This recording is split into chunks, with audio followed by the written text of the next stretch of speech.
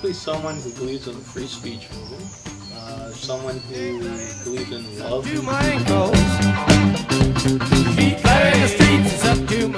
Looked differently, wore their hair all longer.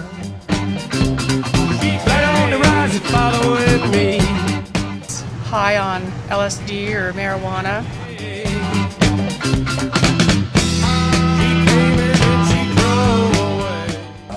More non-restrictive sort of lifestyle that was freer. She flooded the streets on the river of sadness. She flooded the streets, it's up to my thigh. Yeah, the river.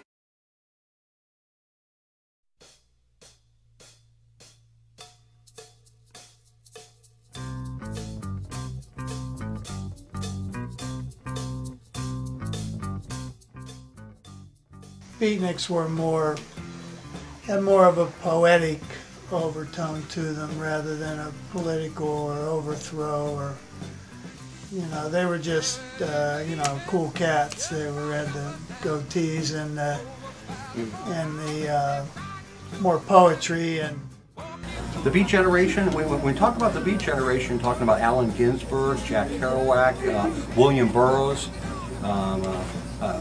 Kerouac was a writer, a poet that did a 20-minute version of The Howl, a big long poem. It's very interesting to listen to.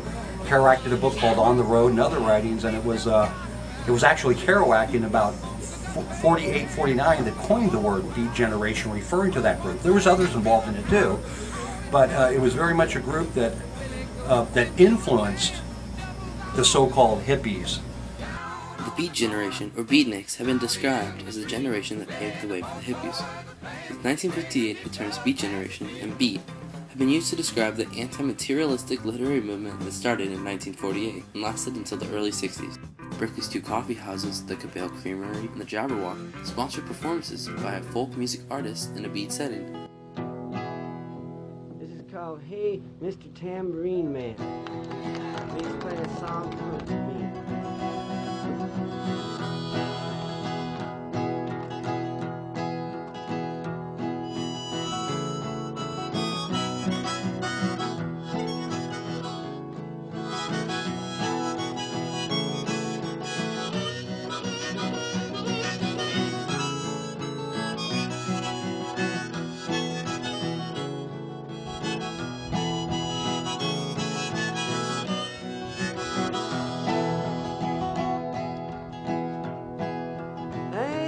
Mr. Tambourine Man, play a song for me. I'm not sleepy and there is no place I'm going to. Hey, Mr. Tambourine Man, play a song for me. In the jingle jangle morning I'll come following you.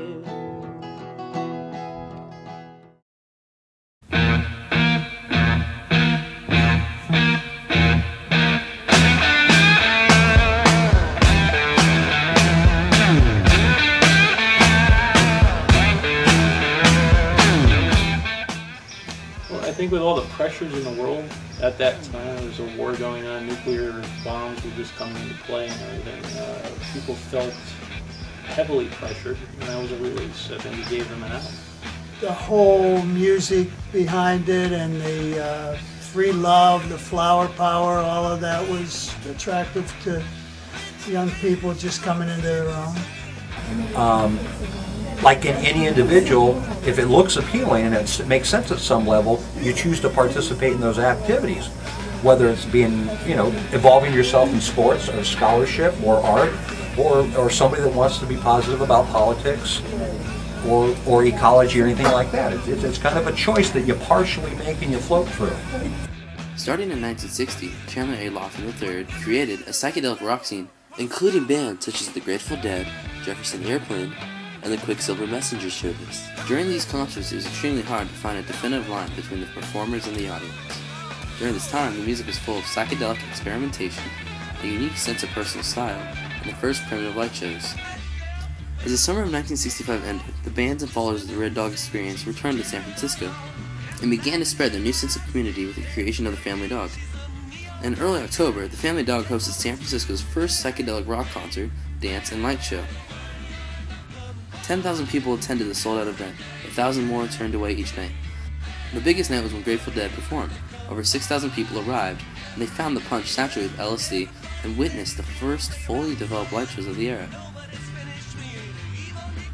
One of the people who worked with the family dog, Bill Ham, perfected his art of liquid light projection, which combined light shows and film projection, and became synonymous with the San Francisco ballroom experience.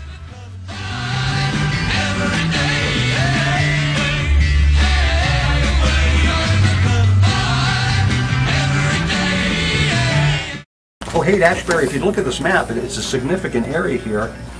The San Francisco Peninsula on the south side, Golden Gate Bridge is here going to the north, and Haight-Ashbury was literally a corner of a street right here. Haight ran this way and Ashbury this way, and it was right close to Golden Gate Park. And in Golden Gate Park, there was a lot of happenings and events that happened during 1967, Summer of Love and different events. But all in this region, at different times during 67 and onward, tens of thousands of people came here, gathered in this area by Golden Gate Park because there were sit-ins. Well, there were different locations here, and it was a draw because it was very inexpensive. You'll see real close to it the University of San Francisco here. Across the bay over here was Berkeley, right? And of course Stanford University to the south. And it was an inexpensive area for college students and others, possibly so-called hippies, the Beat Generation, the writers, the poets. A lot of them got there, and there was different happenings, different events. A lot of old Victorian homes in this area that were inexpensive to rent. So they were able to, many people get there or come there and come and go, inexpensive rent, and they were able to explore their musical ideas, their poetry, their writings, and they had a venue at Golden Gate Park for different sorts of happenings. Some of the early San Francisco hippies were intrigued by the developing psychedelic hippie music scene and dropped out after they started to take psychedelic drugs. Drugs like marijuana and LSD, they made you feel better, they made you feel freer. These students started to join their bands and began to live communally in large Victorian apartments in the Haight district. UC Berkeley was one of the heavily fortified, if you will, locations for the hippie movement because of the freedom of speech that was expressed. I think it was one of the first movements really of freedom of speech that was noted in history, you know, where they basically had something about a cop car, and I remember some reading about it where after they had destroyed this cop car, they passed around a hat to pay for the cop car. Really just an idea of what it was like back then. It was, okay, we're going to ruin something, but then we're going to take the responsibility and pay for it. We don't care. Hippie action in the Haight centered around the Diggers, a guerrilla street theater group that combined spontaneous street theater, anarchistic action, and the art happenings in the agenda to create a free city.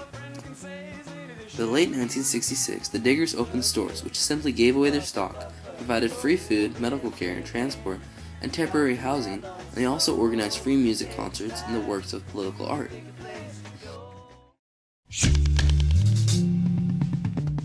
On October 6, 1966, the San Francisco hippies staged a gathering called the Love Pageant Rally. The purpose of the rally was of two things: to draw attention to the fact that LSD had just been made illegal, and to demonstrate that people who took LSD were not criminals nor mentally ill.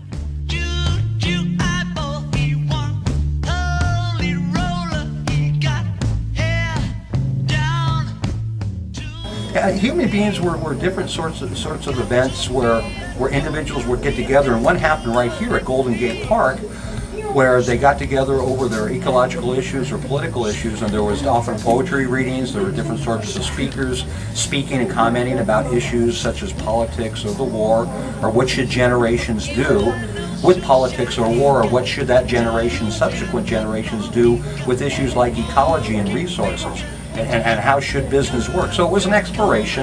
On January 14, 1967, the outdoor human being popularized hippie culture around the United States, with 20,000 hippies gathering at the Golden Gate Park. This is considered to the prelude to the Summer of Love.